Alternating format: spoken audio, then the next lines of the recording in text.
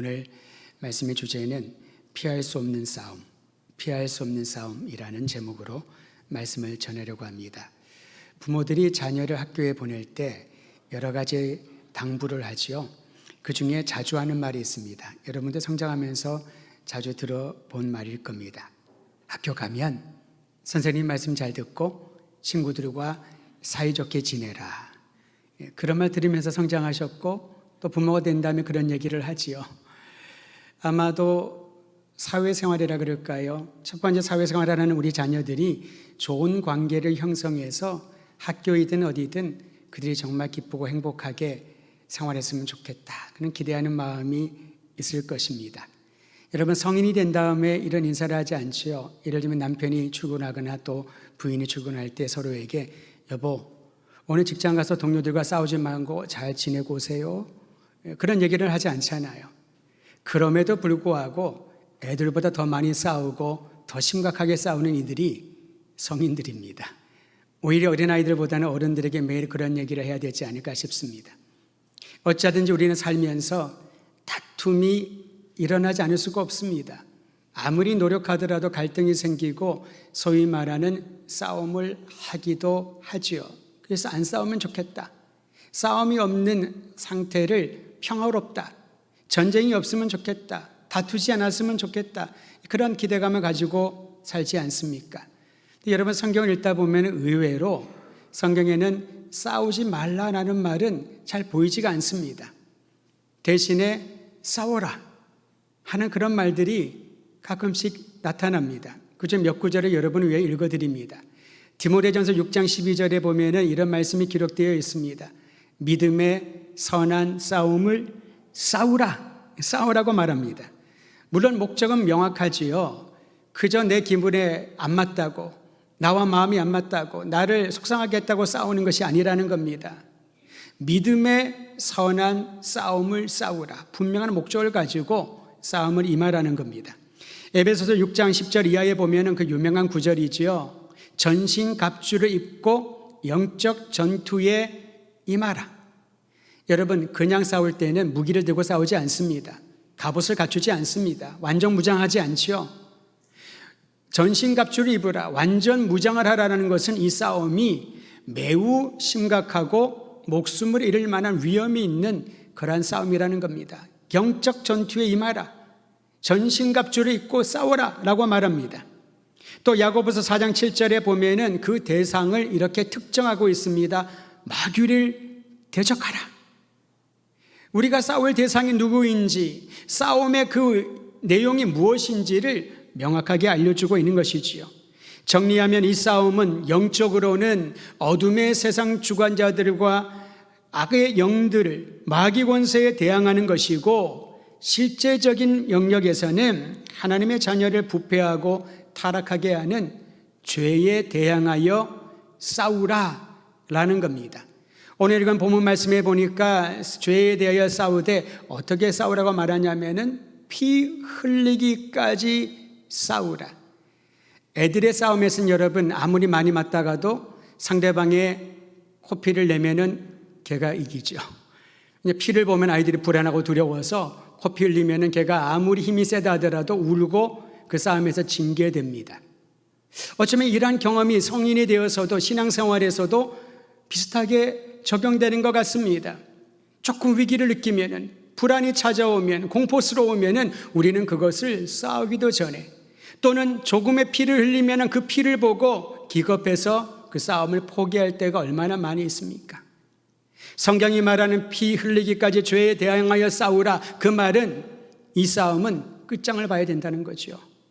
끝까지 싸우라는 겁니다. 비록 얻어터지고 피투성이가 되더라도 이 싸움은 반드시 승리해야 될 피할 수 없는 싸움이기 때문에 도망가지도 말고 포기하지도 말고 직시하고 싸우라. 그 대상이 누구라고요? 마귀를 대적하라. 악의 영들을 대적하라. 죄의 권세를 대적을 하라. 우리를 타락하고 하나님으로부터 멀어지게 만드는 죄에 대하여 저주하고 혐오하고 싸우라라고 명하고 있는 것입니다. 성경은 하나님이 가장 싫어하는 것이 무엇인지를 우리에게 가르쳐 주십니다. 바로 하나님이 싫어하는 것은 죄입니다.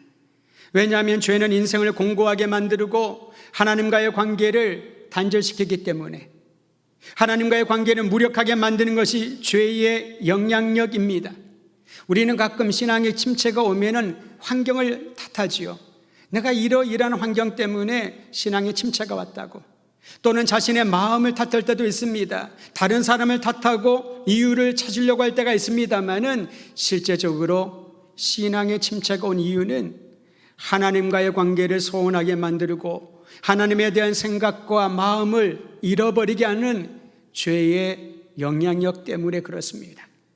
사랑하는 성도 여러분, 죄는 이처럼 영적인 영역뿐만 아니라 일상생활에도 지대한 영향을 끼칩니다. 무엇보다도 세상의 가치를 인생의 목적으로 삼게 합니다. 무엇이 세상의 가치일까요? 무엇이 우리가 세상에서 배우고 또 가르치고 전수하는 내용일까요? 여러 가지 목록을 우리가 얘기할 수 있겠습니다만은 요약을 하면 세상의 가치는 나를 중심으로 움직입니다. 내가 행복하고 내가 즐겁고 내가 편안하고 나에게 확실한 미래가 있고 조금 더 나아가 나와 관련된 가족들이 행복하고 즐거울 수 있다면은 나는 뭐든지 할 수가 있어. 세상의 가치를 다른 말로 표현하면은 나와 관련된 이들의 행복과 안위를 구하는 것에 멈추고 있다는 것이지요. 그리고 조금 더 인간적인 면으로서 사람의 마음에 어떤 감동을 주는 의미에서 다른 이들에게도 자비를 베푸는 행동을 할 때도 있을 것입니다. 하지만 이 모든 것이 나와 관련된 그런 사람들에 국한되어 있을 때가 많지요. 이게 바로 세상의 가치입니다. 반면에 성경의 가치는 나 중심이 아니라 나에게 생명을 주시고 만물을 창조하시고 우리의 영원한 주님이신 하나님과 관련이 있습니다. 성경이 가르쳐주는 가치는 어떻게 하면 하나님께 기쁨이 될까? 무엇을 하면 하나님을 기쁘시게 할까? 이러한 삶의 생각의 가치를 바꿔놓게 하는 것이지요. 그런데 그 생각을 하지 못하도록 우리의 모든 신경을 마비시키는 것이 바로 죄의 파급력인 것입니다. 죄는 상당히 빠르게 전파됩니다. 마치 바이러스와 흡사합니다. 우리는 바이러스의 위력을 얼마나 강한지를 지금 경험하고 있지 않습니까? 눈에 보이지 않습니다. 조심하고 또 조심을 해도 어느 순간에 누군가에게 전파되어 감염을 일으킵니다. 죄의 파괴력은 이보다 더 강력합니다. 얼마나 센지 여러분, 주변에 우리가 듣고 경험하게 되는 흉악 범죄를 보면은 어떻게 사람이 저런 범죄를 저지를 수 있을까? 전에는 여러분 음란한 행위 또는 음행 그렇게 말을 했는데요. 이제는 디지털 성범죄라고 하는 말이 생기기 시작을 했습니다. 그 범죄를 일으킨 사람들을 잡고 보니 20대 초중반입니다. 그들이 이 땅에 산 지가 20여 년밖에 되지 않았는데 어떻게 인간이 저렇게 끔찍한 일을, 범죄를 저지를 수 있을까? 사람 앞에, 언론 앞에 미안하다고 익스큐즈를 하지만은 그러나 그들의 말에서 진정성이 느껴지지 않습니다. 뿐만 아니라 우리나라는 마약 청정 지역이라고 생각을 했는데 상당히 가까이 우리의 삶 깊은 곳 가운데 마약에 중독된 사람들이 얼마나 많은지요. 폭력의 수위는 갈수록 높아지기 시작을 합니다. 말로 우리가 옮기기 힘들 정도의 엄청난 일들이 우리 주변에 일어나는데 그 뿌리를 더듬어 가보면 죄의 영향력이라는 거지요. 최초의 사일은 형제간에 일어났습니다.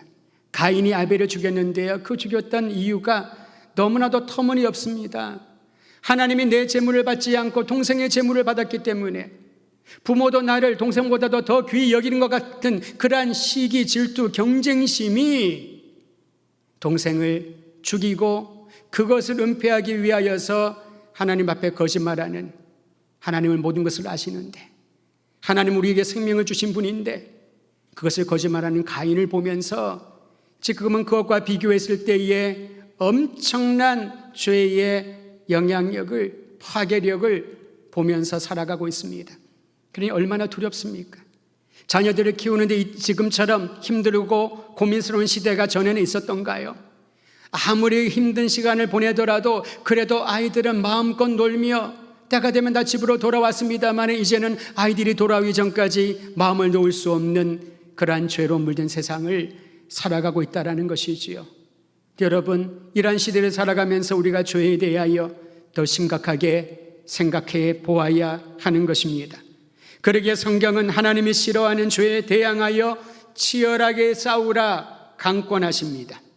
하나님을 등지고 세상 것들을 따르게 하는 사탄의 유혹을 끝까지 거부하라 라고 명하고 있습니다. 그러므로 그리스도인은 죄에 대하여 분명한 태도를 취해야 됩니다. 그저 도덕적이고 규범적인 영역에서 죄를 생각하면 안 된다는 거지요. 나는 큰 죄를 저지르지 않았으니까, 나는 큰 잘못을 저지르지 않았으니까, 사회에 무리를 일으킬 만할 그런 악을 행하지 않았기 때문에 나는 괜찮다라고 생각하면은 안 된다는 것이지요. 그 생각을 사단이 파고 들어오는 겁니다. 사람들이 죄에 대하여 안주하고 나는 그러한 악인과는 차별이 있는 사람이라고 생각할 때에 보이지 않는 곳에서 이 세상을 부패하고 타락하게 만드는 죄의 열매를 한 사람 한 사람을 통하여 나타나게 한다는 것이지요. 그러므로 하나님의 자녀된 그리스도의 보혈로 죄 용서받은 하나님의 사람들은 이 세상을 살아갈 때에 분명한 태도를 가지고 죄를 대항하여 싸워야 되는 것입니다. 그런데 안타까운 일은 하나님이 싫어하는 것이 죄인 것을 알고 있지만은 그 죄의 유혹을 거부하거나 죄에 대항하여 치열하게 싸울 만한 방법이, 힘이 우리에게 없다라는 거지요. 어떤 이들은 죄의 내성이 생긴 사람도 있습니다. 별로 감흥이 없는 거죠. 그러니까 더 심각하고 더 자극적인 것들을 보여주어야 잘못했구나 라는 생각을 하게 된다는 거죠. 어떤 이들은 승산이 없는 싸움이고 나와 무관한 싸움이라고 여겨서 아예 죄에 대하여 싸울 준비를 하고 있지 않는 이들도 있습니다. 성경은 우리에게 죄의 본성에 물들어 있는 이들이 어떻게 해야 죄에 대항하여 치열하게 싸울 수 있을까? 그 길을 이렇게 제시해 줍니다. 옛사람을 던져버리고 새 사람을 입어야 된다고. 여러분, 새 사람은 무엇을 말할까요? 성경에서 말하는 새 사람은 예수 그리스도 안에서 새롭게 창조된 사람을 말합니다. 우리는 성경에서 천지 창조를 기억합니다. 하나님이 만물을 창조하시고 사람을 창조하시고 온 피조물을 창조하신 아름다운 창조를 기억하지요. 여기에 이어서 또 다른 창조가 우리에게 필요하다는 겁니다. 죄로 인하여 타락한 모든 인생을 새롭게 창조하시는 재창조의 계획이 그리스도 예수 안에서 펼쳐졌음을 믿으시기를 바랍니다. 그리스도인은 누구를 말할까요?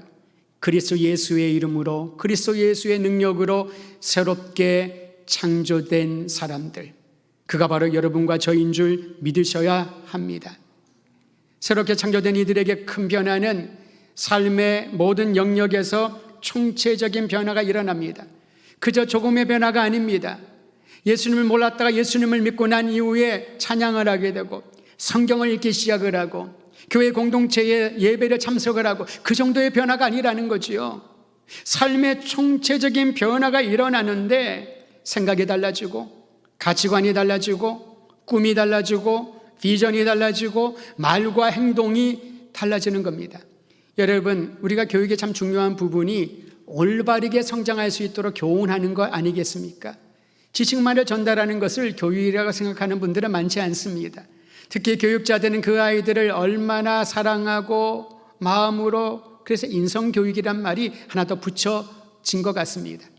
그들의 사람 됨됨이가 올바르게 성장할 수 있도록 도와주는 겁니다.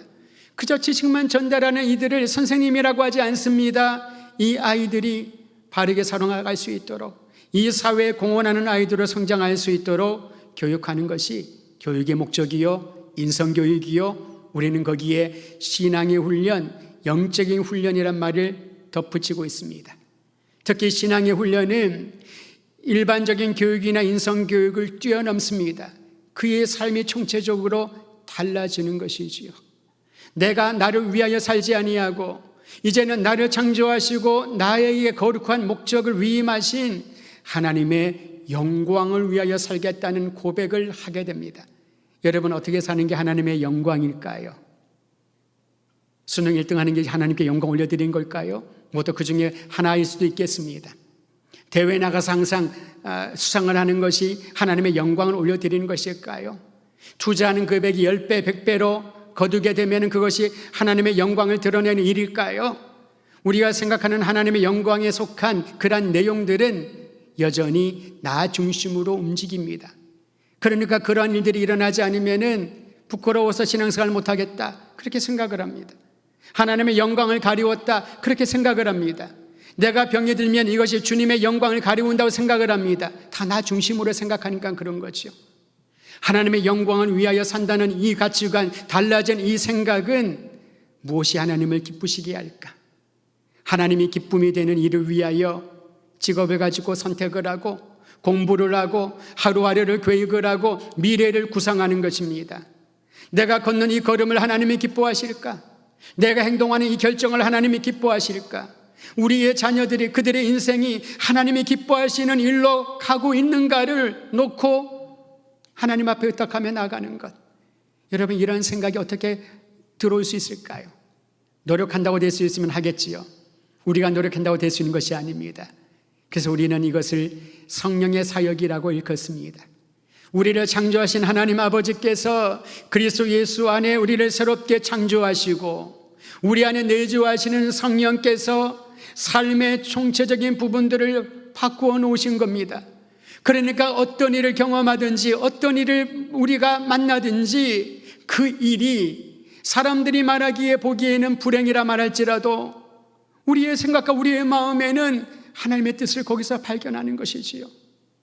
하나님의 영광을 우리가 위해 산다는 것은 주님이 기쁘시게 하는 일이 무엇일까를 삶의 모든 영역에서 생각하고 고민하고 감사하며 찬양하며 사는 것입니다.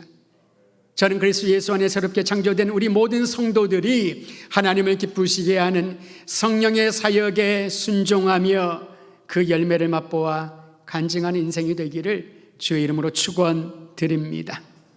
예수 그리스도를 영접한 사람에게 기적과 같은 재창조의 역사가 일어났습니다. 죄악의 찌들이 있던 이들이 그리스도의 사랑으로 새롭게 변화되는 경험을 하게 됩니다. 그런데 여러분, 이런 상황 가운데서도 여전히 우리가 직면하고 있는 싸움이 있습니다. 죄와 육신의 정욕과의 싸움이지요. 그리스도인이 된 이후에도, 새롭게 창조된 이후에도 여전히 죄의 유혹과 육신의 정욕과의 갈등이 지속되고 있다는 겁니다. 그래서 예수를 믿고 은혜 경험하고 모든 세상의 욕구들이 한 번에 사라져버리면 얼마나 좋을까요? 그런데 여러분, 그것은 우리를 쉬이 놓아주지 않습니다.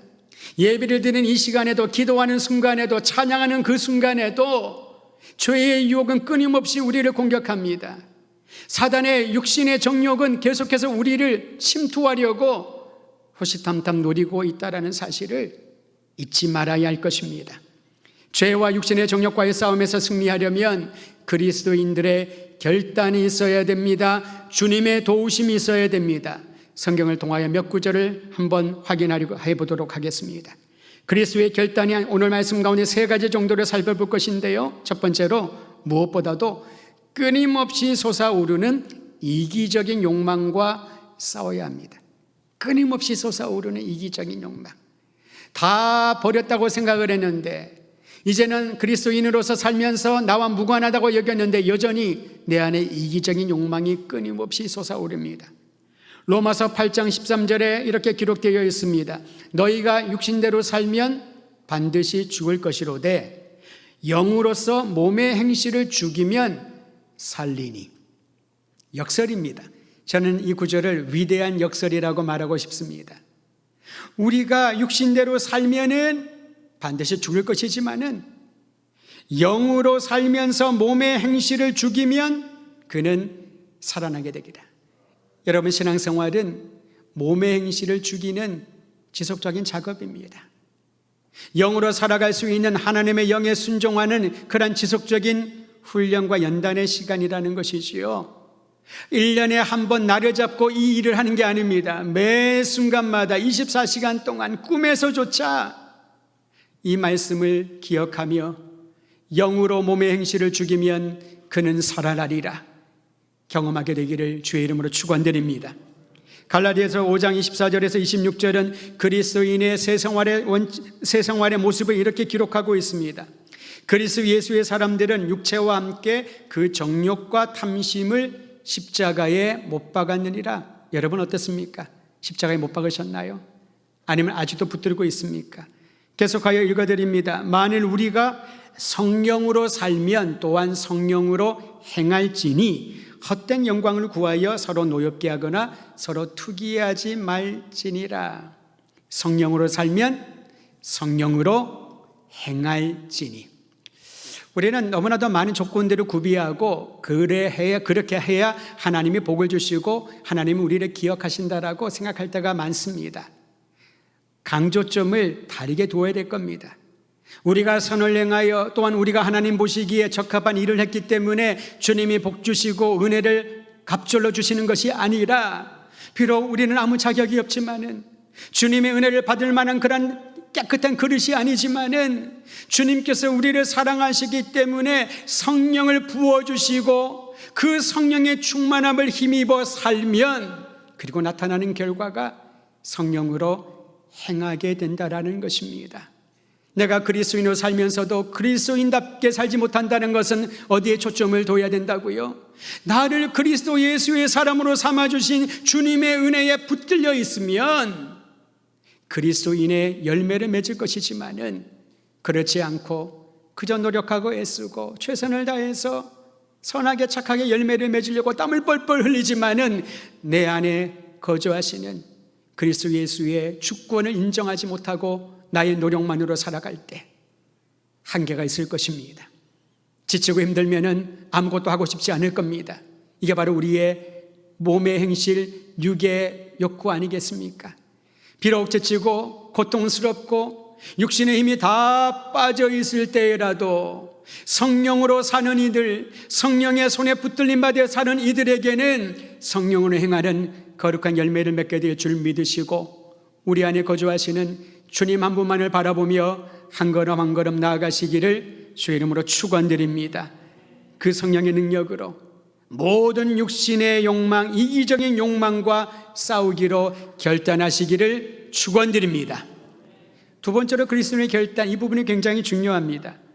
날마다 죄의 권세를 멸하신 예수 그리스도를 바라보자. 여러분 왜 신앙생활 하시나요? 왜 교회를 나오시나요? 왜 예배를 드리시나요?